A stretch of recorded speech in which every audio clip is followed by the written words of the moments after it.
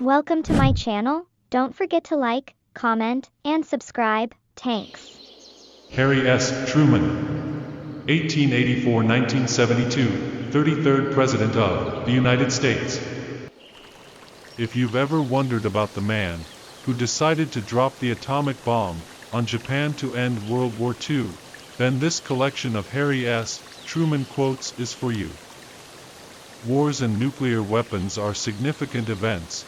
However, Harry Truman did not learn about the bomb or the details of the ongoing war until after he was sworn in as president. In fact, former President Roosevelt kept him, then as vice president, largely out of the loop when it came to war plans. And here are Harry Truman quotes on the bitter truths of war. If you can't convince them, confuse them. Never kick a fresh turd on a hot day. Tact is the ability to step on a man's toes without messing up the shine on his shoes. It is amazing what you can accomplish if you do not care who gets the credit. The only thing new in the world is the history you do not know. Not all readers are leaders, but all leaders are readers. You want a friend in this city? Get a dog.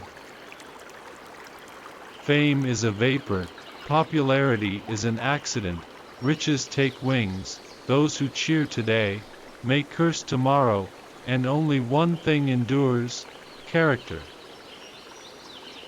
Selfishness and greed, individual or national, cause most of our troubles.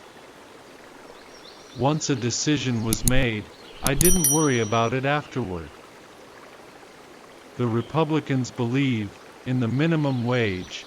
The more the minimum, the better.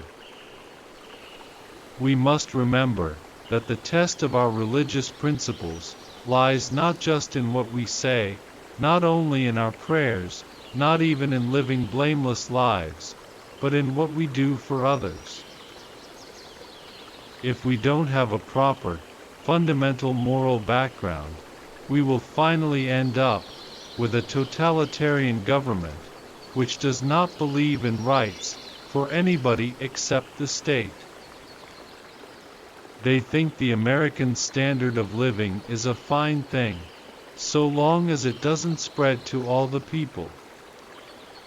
Suppose you were an idiot, and suppose you were a Republican, but I repeat myself.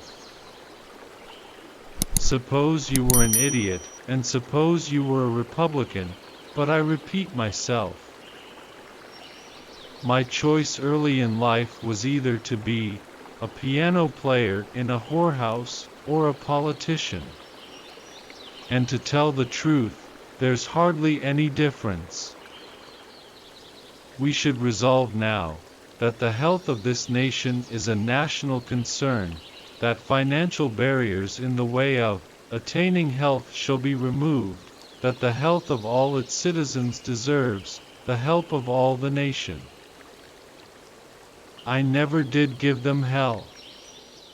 I just told the truth, and they thought it was hell. I believe that we must assist free peoples to work out their own destinies, in their own way. I had faith in Israel before it was established, I have in it now.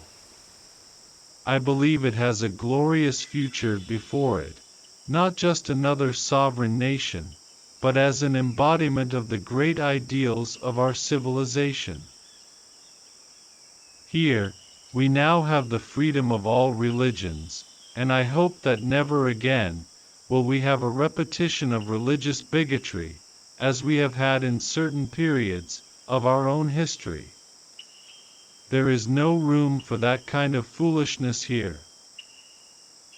Our religious faith gives us the answer to the false beliefs of communism. I have the feeling that God has created us and brought us to our present position of power and strength for some great purpose. Religious and racial persecution is, moronic at all times, perhaps the most idiotic of human stupidities. This nation was established by men who believed in God. You will see the evidence of this deep religious faith on every hand. The fundamental basis of this nation's law was given to Moses on the Mount.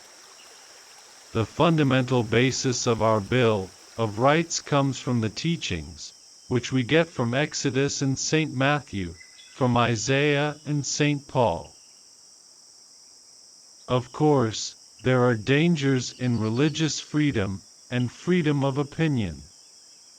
But to deny these rights is worse than dangerous. It is absolutely fatal to liberty. Believe, and you're halfway there.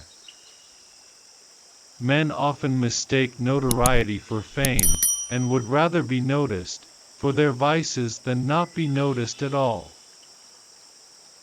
I never did give them hell. I just told the truth, and they thought it was hell. Republicans don't like people to talk about depressions. You can hardly blame them for that. You remember the old saying, don't talk about rope in the house where somebody has been hanged. The reward of suffering is experience. We must have strong minds ready to accept facts as they are. If you can't dance, then you are a loser.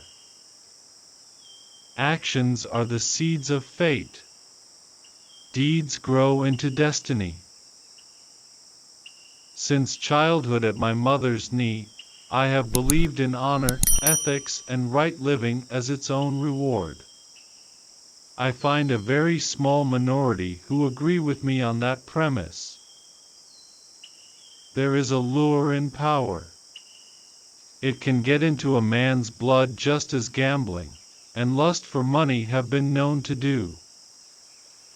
All the president is a glorified public relations man who spends his time flattering, kissing, and kicking people to get them to do what they are supposed to do anyway.